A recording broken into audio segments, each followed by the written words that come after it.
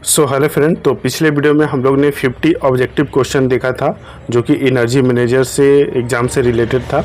और उसमें हम लोग प्रीवियस ईयर का जो पेपर था वो 23 NC exam for energy manager और एनर्जी ऑडिटर के लिए देखे थे।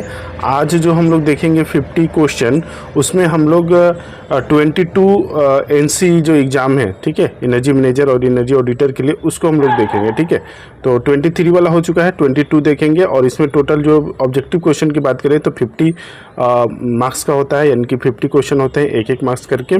तो इसको हम लोग दो पार्ट में करेंगे, 25 क्वेश्चन पहले करेंगे और 25 क्वेश्चन सेकेंड पार्ट में करेंगे। ठीक है, तो चलिए बिना समय का वीडियो करते हैं स्टार्ट। तो यहाँ पर देखिए, आपका जो पहला क्वेश्चन बन के आता है, oxygen percentage by volume can be measure in flue gas by using. तो फ्लू गैस में जो ऑक्सीजन मेजरमेंट किया जाता है वो किसके द्वारा किया जाता है? तो जर्कोनियम ऑक्साइड प्रोब के द्वारा। ओके, नेक्स्ट है 1000 kg ऑफ वाटर। तो ये एक तरह का न्यूमेरिकल है। न्यूमेरिकल को हम लोग, जैसा कि मैंने पहले बताया था फर्स्ट वीडियो में ही, कि न्यूमेरिकल को हम लोग सेपरेट वीडियो में सबको कंबाइन करके एक साथ देखेंगे ताकि उस पर फोकस किया जा सके। अभी हम लोग जो भी बात कर रहे हैं, अभी थ्योरेटिकल जितने सारे क्वेश्चन हैं, जितना हो सकता है कर लेते हैं। ओके, तीसरा नंबर क्वेश्चन देखिए, heat wheel are mostly use in the situation of. तो हीट व्हील कहाँ पे यूज किया जाता है, किस सिचुएशन में? तो heat exchange between large mass of air, जहाँ पे लार्ज मास ऑफ एयर होगा उसके बीच में जो हीट एक्सचेंजिंग होगा, लेकिन there are small temperature difference, लेकिन वहाँ पे जो टेम्परेचर डिफरेंस होगा वो वहाँ पे स्मॉल होगा। तो इस जगह पे, इस कंडीशन में आपका हीट व्हील का यूज किया जाता है। ओके, नेक्स्ट है, in a CABC boiler the capture and recycling of bed material is accompanies by. मतलब जो CABC बॉयलर में जो बेड मटेरियल का जो रिसाइकलिंग होता है वो किसके द्वारा होता है? तो साइक्लोन के द्वारा होता है। 5 नंबर जो है, best quality of steam for industrial process heating. ठीक है, तो जो बेस्ट क्वालिटी ऑफ स्टीम होता है इंडस्ट्रियल प्रोसेस हीटिंग के लिए, वो कौन सा होता है? तो ड्राई सेचुरेटेड स्टीम होता है। ठीक है, D number is the right answer. Next है 6 नंबर, देखिए, which of the following is related with heat pipe. Heat pipe से इनमें से कौन सा रिलेटेड है? तो A नंबर है, can transfer up to 100 times more thermal energy than copper. मतलब कॉपर के रिस्पेक्ट में अगर बात करें तो इसमें जो हीट ट्रांसफ़र होता है वो 100 टाइम्स ज़्यादा होता है। ओके, हीट पाइप में। ओके, नेक्स्ट है, condensate recovery in steam system dash. तो कंडेंसेट रिकवरी से क्या होता है? ठीक है, तो देखिए A नंबर है आपका, improve boiler feed water quality, yes होता है।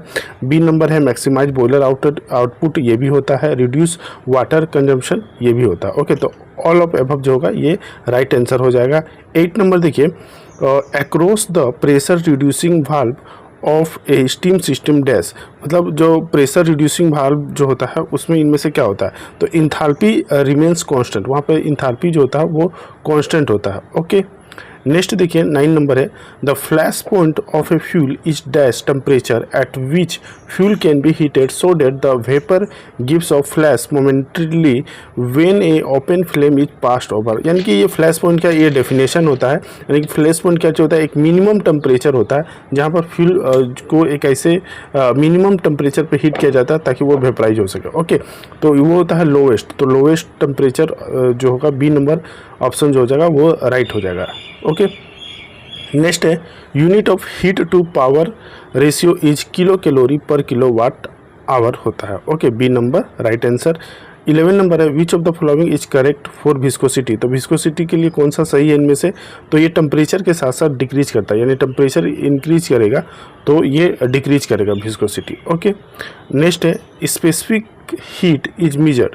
तो स्पेसिफिक हीट जो होता है वो उसका यूनिट क्या होता है, किस में मेजर किया जाता है? तो इसका आंसर जो है नन ऑफ अबव होता है। तो इसका यूनिट याद रखिए, इसका यूनिट होता है किलो कैलोरी पर केजी डिग्री सेंटीग्रेड। ठीक है, किलो कैलोरी पर केजी डिग्री सेंटीग्रेड होता है। तो इनमें से देखिए कोई नहीं है, इसलिए नॉन ऑफ अबव जो होगा वो राइट आंसर हो जाएगा। ओके, 30 नंबर देखिए, how much energy is release from burning of 1 kg of hydrogen. तो हाइड्रोजन का जो इक्वेशन देखेंगे, ऑक्सीजन के साथ जब कंबशन करता है तो वहाँ पर जो आप देखेंगे हीट जो रिलीज होता है वो 28,922 किलो कैलोरी पर केजी होता है। ठीक है, तो A नंबर हो जाएगा राइट आंसर। 14 नंबर देखिए, how much air is required for burning 3 kg of carbon in fuel fuel, तो इसको बी नंबर जो है राइट आंसर है। इसका हम लोग सोल्यूशन न्यूमेरिकल वाले पार्ट में देखेंगे। ओके, 15 नंबर देखिए, which of the following refer to external water treatment. तो इनमें से कौन सा जो है वो एक्सटर्नल वाटर ट्रीटमेंट है। तो आयन एक्सचेंज भी होता है, डीएरेशन भी होता है और रिवर्स ऑस्मोसिस, ये सभी जो है एक्सटर्नल वाटर ट्रीटमेंट मेथड होता है। ठीक है, तो ऑल ऑफ एबव हो जाएगा राइट आंसर। 16 नंबर देखिए, which of the following is correct related to critical point of water. तो वाटर का जो क्रिटिकल पॉइंट होता है इनमें से कौन सा सही है। तो ए नंबर है 221.2 bar absolute pressure and 374.18 degree centigrade. तो ये सही होता है। लेटेंट हीट भी 0 होता है इस पॉइंट पे, और super critical boiler operate above critical condition, तो ये भी सही है। तो D number all of above जो हो जाएगा वो राइट आंसर हो जाएगा। 17 नंबर देखिए, with increase in steam pressure which of the following is correct for latent heat of water. तो अगर हम जैसे जैसे प्रेशर बढ़ाएंगे ना तो लेटेंट हीट जो होता है वो डिक्रीज करता है। तो ए नंबर जो होता है वो राइट आंसर हो जाएगा। ओके, 18 नंबर एक न्यूमेरिकल है जो कि आपका ड्राइनेस फ्रैक्शन से रिलेटेड है। इसको भी हम लोग नेक्स्ट वीडियो में जब न्यूमेरिकल करेंगे तो उसमें सॉल्व कर लेंगे। ओके, नेक्स्ट है 19 नंबर देखिए, which of the following is a function of steam trap. तो स्टीम ट्रैप जो होता है जिससे कंडेंसेट आपका रिलीज होते हैं, तो उनका क्या क्या फंक्शन होता है। ओके, तो आप देखिए, to discharge condensate as soon as it is form. B number है not to allow steam to escape, मतलब स्टीम को ये स्केप नहीं करता, स्टीम को बाहर नहीं निकालता है, तो ये भी सही है। सी नंबर है to discharge air and other non condensable gases, तो ये भी सही है। तो ऑल ऑफ एबव जो होगा वो राइट आंसर हो जाएगा फंक्शन ऑफ स्टीम ट्रैप के लिए। ओके, 20 नंबर देखिए, which of the following trap is suited for steam tracing application. तो स्टीम ट्रैपिंग एप्लीकेशन में जो थर्मोस्टैटिक ट्रैप होता है उसका यूटिलाइजेशन किया जाता है। Okay, 21 number, recuperator are use for pre heating of combustion air. ठीक है, जो रेक्यूपरेटर होता है वो कंबसन एयर को प्री हीटिंग यानी कि गर्म करने के लिए यूज किया जाता है। 22 नंबर, द वाल loss of furnace depend on. ठीक है, तो वाल लॉसेस जो होता है फर्नेस का वो किस पे डिपेंड करता है। तो इमिसिविटी पे ऑफ वाल पे भी करता है, थर्मल कंडक्टिविटी ऑफ रिफ्रैक्टिव पे भी करता है, और वाल थिकनेस पे भी करता है। तो ऑल ऑफ एबव जो होगा वो राइट आंसर हो जाएगा। ओके, नेक्स्ट है determination of economical thickness of insulation depend upon. तो जिसको शॉर्ट में बोलते हैं ETI कहा जाता है, इकोनॉमिकल थिकनेस ऑफ इंसुलेशन। ये किस पे डिपेंड करता है। तो ए नंबर जो है वो दिया है cost and heat content of fuel, तो सही है।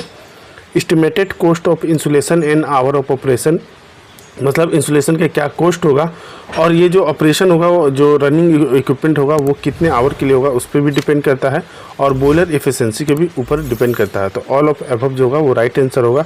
24 नंबर देखिए, the unit of surface heat loss जो होता है। तो सरफेस हीट लॉस किसको कहते हैं कि पर मीटर स्क्वायर, यानी कि यूनिट एरिया में पर घंटे के लिए जो हीट लॉस होता है, ओके, उसको हम लोग कहते हैं heat surface heat loss. Okay, तो इसका यूनिट हो जाएगा kilo calorie per hour metre square. Okay, next है आप 25 नंबर, इलेक्ट्रोस्टैटिक प्रेसिपिटेटर यानी कि ESP can remove up to. तो ESP जो होता है वो कितना परसेंट कर सकता है रिमूव। तो 95 से 99% ऑफ एस जो होता है वो इसको रिमूव कर सकता है। ओके, तो ये हो गया फर्स्ट पार्ट में 25 इंपॉर्टेंट क्वेश्चन। ओके, बाकी जो 25 क्वेश्चन है उसको हम लोग नेक्स्ट वीडियो में करेंगे। इनमें से कोई भी क्वेश्चन अगर डाउट है तो कमेंट बॉक्स में पूछ सकते हैं। बाकी नेक्स्ट वीडियो का डिस्कशन हम लोग बाकी जो 25 क्वेश्चन है उसका हम लोग जो सॉल्यूशन है उसको नेक्स्ट वीडियो में डिटेल के साथ देखे होंगे। आई होप कि ये वीडियो आपके लिए काफ़ी इन्फॉर्मेटिव रहा होगा। मिलेंगे नेक्स्ट वीडियो में, तब तक के लिए जय हिंद।